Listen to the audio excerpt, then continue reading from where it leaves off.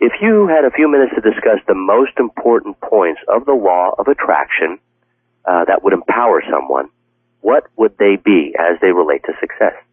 Well, to keep it simple, I'll go back to the way it's laid out in the movie and in the book, The Secret, and then I'll try to unpack it a little bit. We could literally spend 6 hours on this. That's why I'm writing a new book called Effortless Success, which is basically, now that you know the secret, what's the daily way to go about it.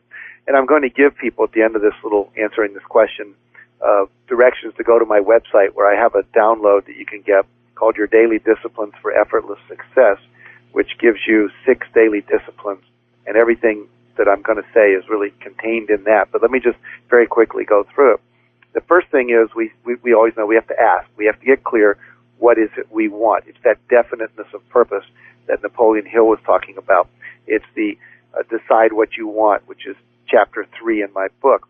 So once you've gotten clear, and there are techniques for doing that, if you don't know what you want, start noticing who you're jealous of, who you resent, what people you wish you were. If you've ever said, if I could become anyone in the world, who would I want to be? Or what would the perfect job be if you could have it? All those are little indicators of what you want.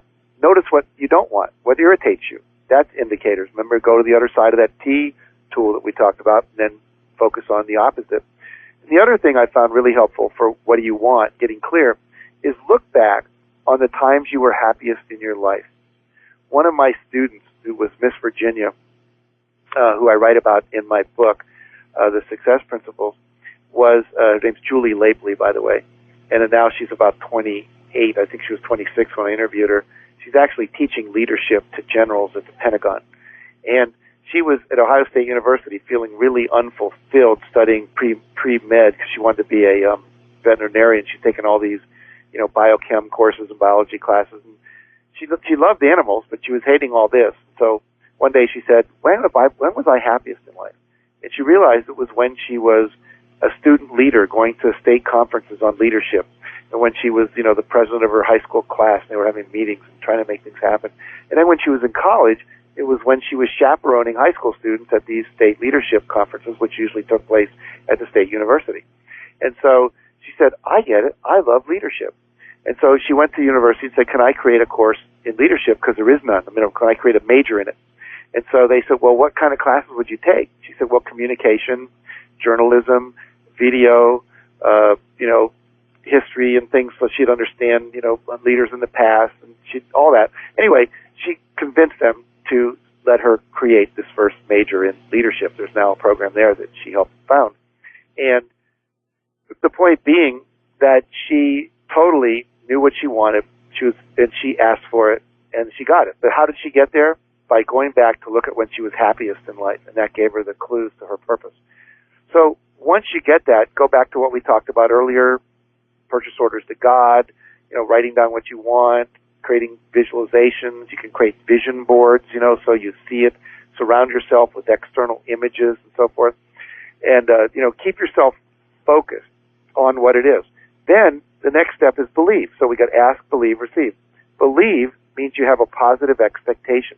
And a lot of people ask, well, how do I change my beliefs? How do I do that? And the answer is, a belief is simply a thought you think over and over and over until it no longer feels like a thought. It feels like a whole context for your life. The world's a safe place. Some people believe that. Some people believe the world's not a safe place. Some people believe people are nice. Some people believe people are creeps, So basically, if you keep thinking that over and over and over and over, it basically came from a childhood experience where you had a negative experience with someone and you decided all men are evil, or all women are bad, or all people want is your money, or all they want is to get into bed with you. And then you start seeing everybody through that filter. And when you believe that, you'll attract people who, in fact, will only want your money or to get into bed with you or whatever. Get into bed with you or whatever. Get into bed with you or whatever. Get into bed with you or whatever. Get into bed with you or whatever. Get into bed with you. So we have to believe we can get what we want.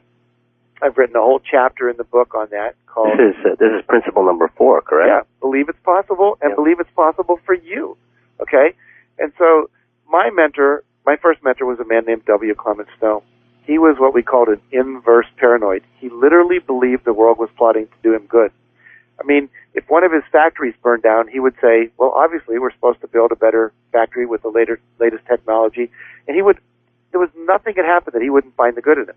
He's literally the man who coined the phrase, if life hands you a lemon, squeeze it and make lemonade. Now that was preceded by Napoleon Hill, who was one of his friends and mentors, who said, in every negative event is the seed of an equal or greater positive. That's a powerful tool to understand that. No matter what happens, out of it can come something better. One of my friends at the National Speaker Association, who has been the past president, one day her car broke down. She had a flat tire. And the guy that stopped to fix her flat tire turned out to become her next husband. And she was divorced and looking to find someone to live with. And this guy became her husband. But if she'd have been there going, oh, what a creepy thing to have a flat tire, instead of, gee, I wonder what the opportunity this is, that might not have happened. She might not have attracted that into her life. So if I believe it's a benevolent universe, and if I believe that everything happens for my good, and if I believe the law of attraction works, then what happens, I take actions. And the actions are still part of the belief stage. I act in faith. I act as if my actions are going to matter, that they're going to make a difference, that they're going to produce the result.